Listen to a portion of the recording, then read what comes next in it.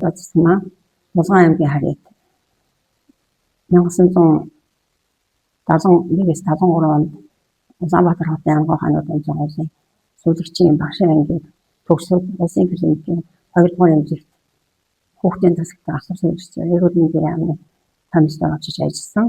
Тэгээд 1976-аас 82 онд бүгд найрамд Польш авсан Сүүлийн хотын ангуу хааны академийн сүүлхэн ухааны чиглэлээр суралцж сүүлхэн ухааны магистр багш өдөр зохион байгуулагч мэргэжлээр төгсөж ирсэн. Ингээд 1982 онд эрүүлийн хамгаалахын яамны комиссар Эрдэнэ хотын нэлсэн ирж захиргааны багшд ажиллаад эхлээд ариун цэврийн багийн чиг ажилласан. Тэгээд 1985-аас 95 онд нэлсэнгийн ерөнхий судалгаач ажиллаж байлаа.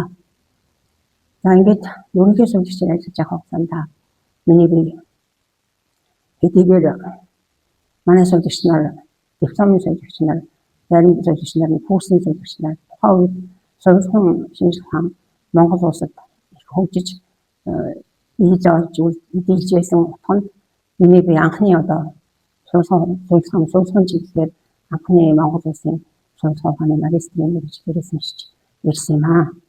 Тэгээд энэ зөвч нартайгаа ажиллах хамгийн гол баримтлал зүйл маань юу байсан бэ гэхээр хийх хүн аргын носгоно хийх хүн шалтгаан цаад юм аа гэдэг.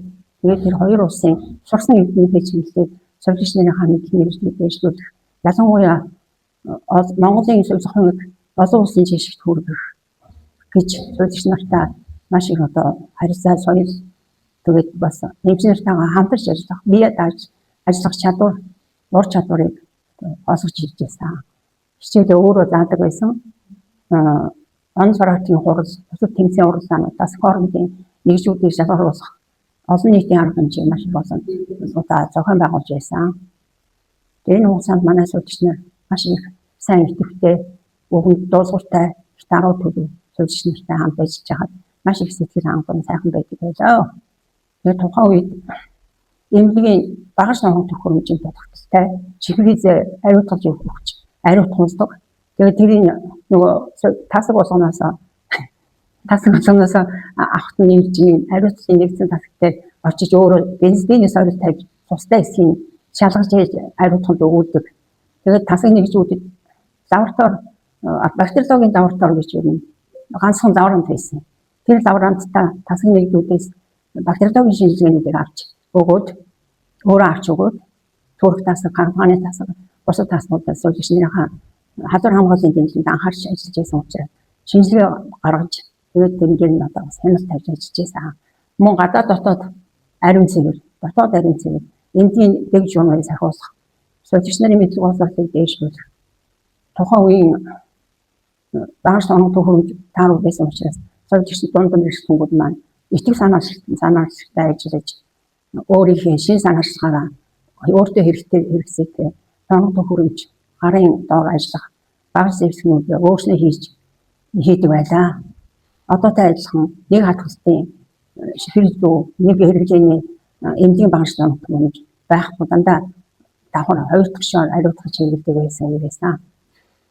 Тэгээ ингээд ялангуяа ажил мэргэжлийн уралдаан, улсын уралдаан, аймгийн уралдаан, тасаг хоорондын нэгжүүдийн уралдаан энэ уралдаанууд зохион байгуул.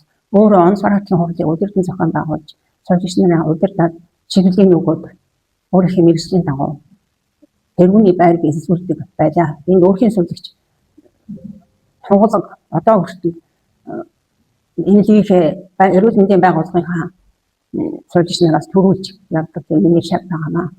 Энэ би ажлын удирддаг байсан. Энэ он саргатын хурл үйл ажиллагаа явуулахад ажлын данд өөрөө удирдах явдаг байсан.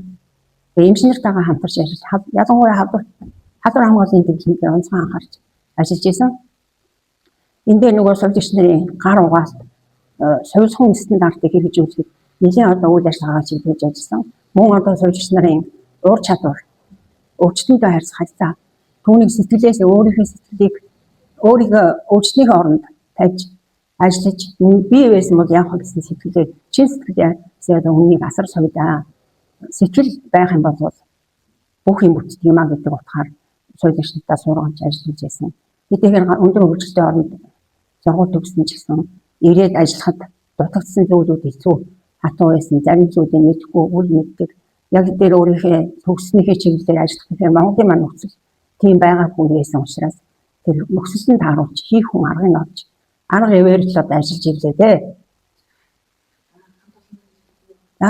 Эрүүл мэндийн байгууллагын бүх хамт олондоо Эрдэнэ хотынхаа 50 жилийн ойд эрүүлийг аж аргал сайхан бүхний хүсэж 50 жилийн ойг баяр баясгалантайгаар тэмдэглэж сэтгэл итгэл ухаан хайр оюуныхаа хүчийг эх орныхоо төлөө зориулж яваарай гэж хүсье.